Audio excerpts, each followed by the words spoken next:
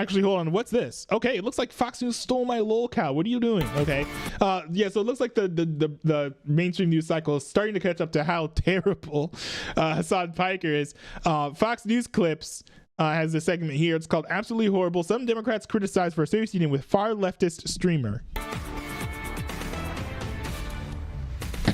Critics calling out the New York Times as reporters nodded along and smiled while far-left commentator Hasan Piker appeared to justify people carrying out vigilante justice against CEOs. Watch here. Brian Thompson as the United Healthcare CEO. Yo, wait, wait, is this on the Onion podcast? Wait, what? For real? The Onion podcast. Hasan.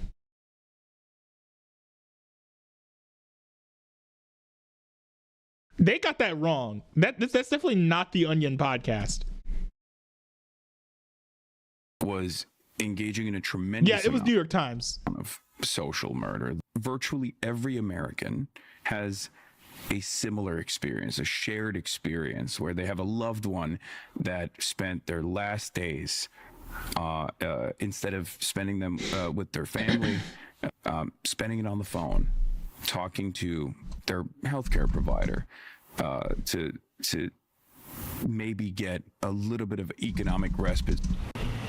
With me now is Fox News media and political analyst Howard Kurtz and Fox News contributor Ben Domenech. There's a lot more to this podcast as well. And Ben, to some degree, it sounded like the Bolsheviks preparing to come after Tsar Nicholas. Look, Hasan Piker has become this significant influencer on the left to the point that major candidates from the Democratic Party are having to answer questions about him, having to decide whether they're going to be on stage with him, be on his podcast, talk to him, etc.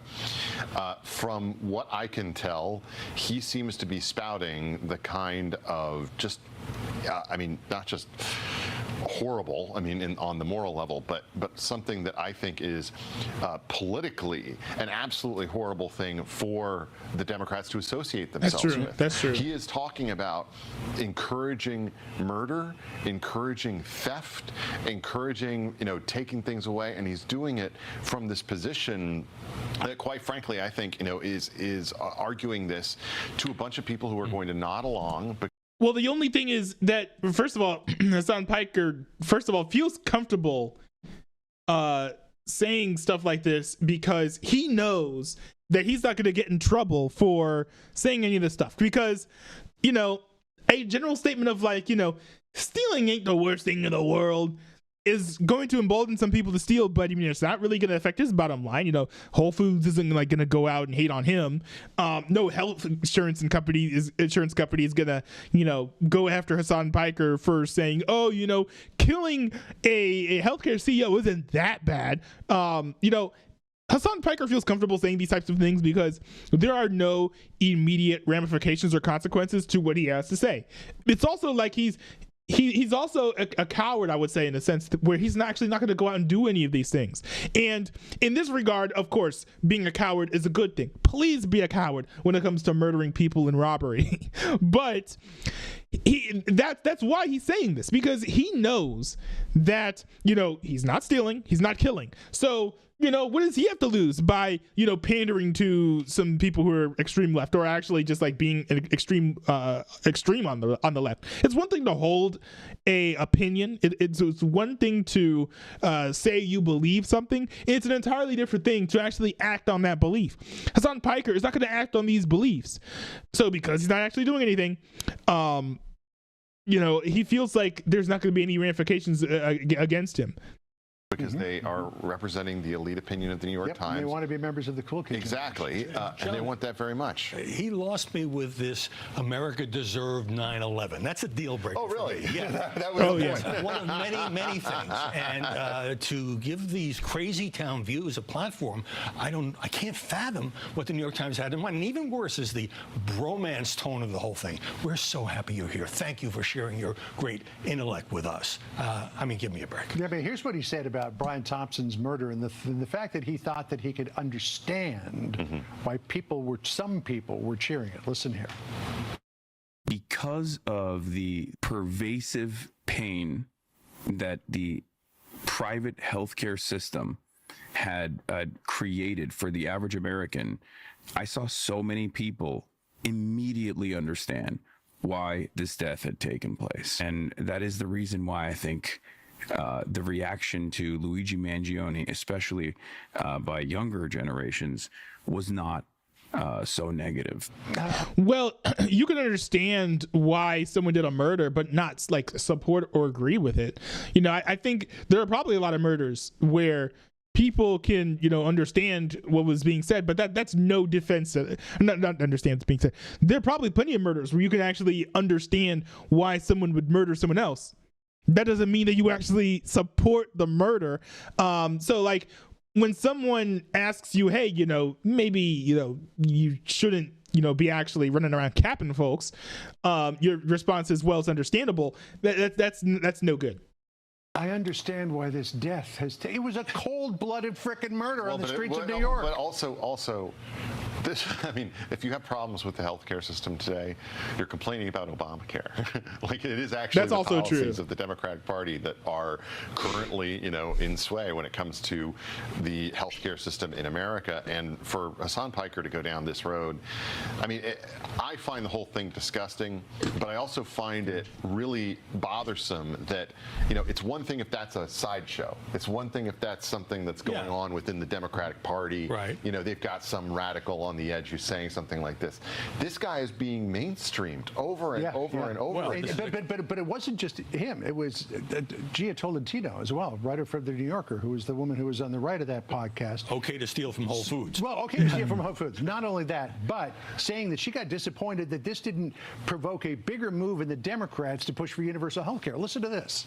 Wow. I don't know why I thought that Democrats would immediately take this up as...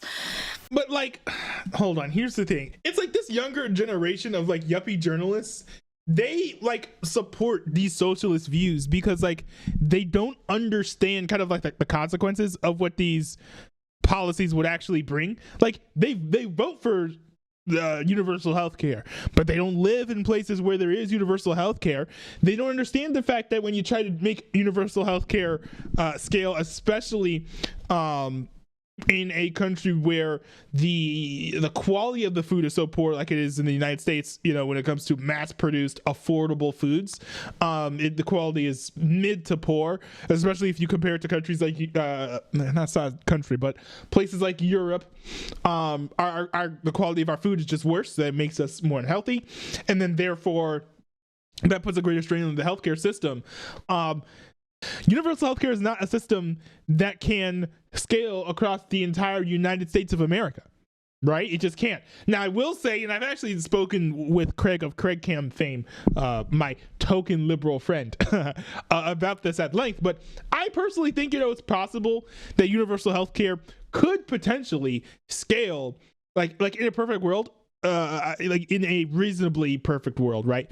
I do think that universal healthcare could scale if run by the states. The problem is you'd have to get people running it who are competent, and frankly, they're not. Look at like the UK, right? People say, "Oh, universal healthcare, go to Europe." The UK, the NIH or whatever, or the NHS, they have some sort of healthcare system that's always failing, and they've always got walkouts of all of the nurses. Why? It's because they're not getting paid enough, and the whole system is being mismanaged, right? There are some, you know, countries that are doing it well in Europe, but by and large, it's just not great. You know, look at Canada, it's not working quite well. And if Canada can't get it working, then how can we expect to get it working? We would have to do something dramatically different than what they're doing. And, you know, to a certain extent, we are. I don't know if Canada has a single payer healthcare system, but we don't have universal healthcare like Canada does. We also don't have the long lines that they do. And we have way more people. Our healthcare is a little bit more accessible and a little bit higher quality than Canada, at least. And we don't have a universal healthcare system. So, you know, you got to consider that. But, you know, you've got these young people here who, you know, sort of assumed that something else must be able to fix this, the things I don't like about the system that I'm in right now, and rooting for these policies that would theoretically destroy the country. Frankly, someone as young as this person, who, I mean, you know, maybe she's older than she looks. Maybe she's just got a lot of makeup on, but she seems like maybe a little bit older than my age. I'm like, what, like 26? So she looks maybe like, I'm like 30, 32, 33, which is relatively young, especially for a journalist and writer. Someone her age, I'm not going to judge as harshly for supporting, socialism or communism versus someone who's like, I don't know, 60 or 70, who are a lot of these people who are in the news media. Because I think with youth, like especially with how a lot of the youth were educated now, there's just like a lot of ignorance as in regards to like the inadequacies of communism and the inadequacies of socialism.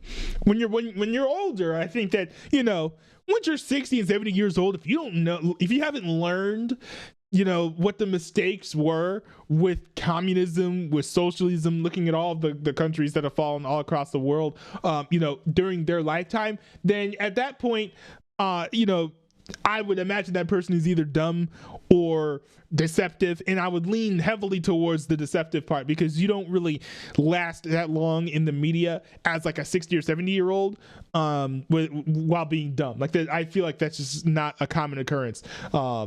So even if there are people like, oh no, journalists are dumb and stupid, I don't believe that. I think that you have to have some smarts in order to be in the news media, especially for a long time. So yeah, that's just what I see.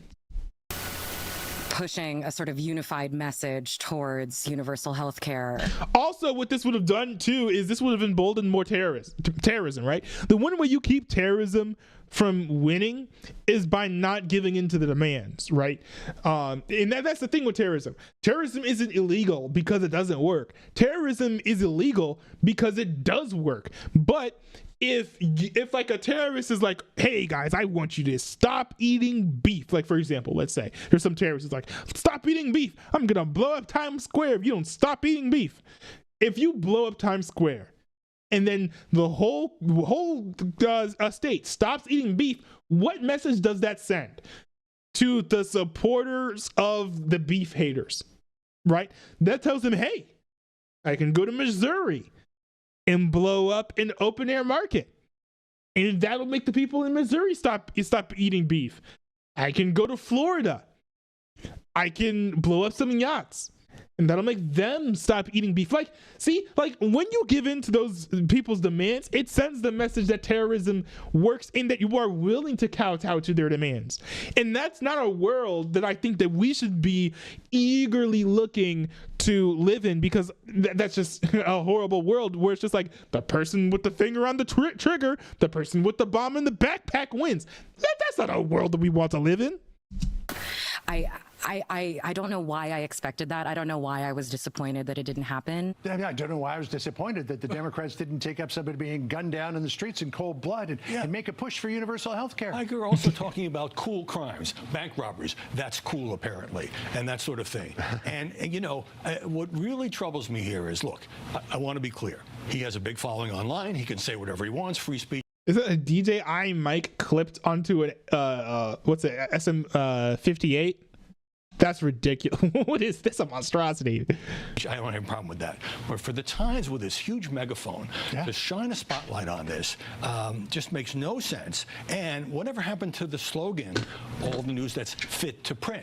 I mean, this is just atrocious judgment. And I was glad to see many Democrats going online saying, we don't want this guy as the symbol of our party. The other thing is just... I will say that his views are fit to print. Like, I mean, I made him a lolcow, like, for my content. But there's a difference between saying, like, look at this guy's extreme views, these are horrible, or, here's a guy with opinions. They're literally, like, lauding him, right? They're like lathering him up. Like they cannot get enough of this dude. Their hearts are melting. And like, I don't know, maybe they're single. I feel like that's like the only logical explanation for this, without saying, that they agree with these radical ideas. I'm sorry, I look at this guy and it's like the thing that sort of made him percolate up outside of his own entity was the fact that he was abusing his dog on an internet stream. I get this. I get that. Yeah, he was shock collar. Yeah, that's got to be the first guy on Fox News to call Hasan Piker streams and not shows. I get the sense you're not a fan. We got it.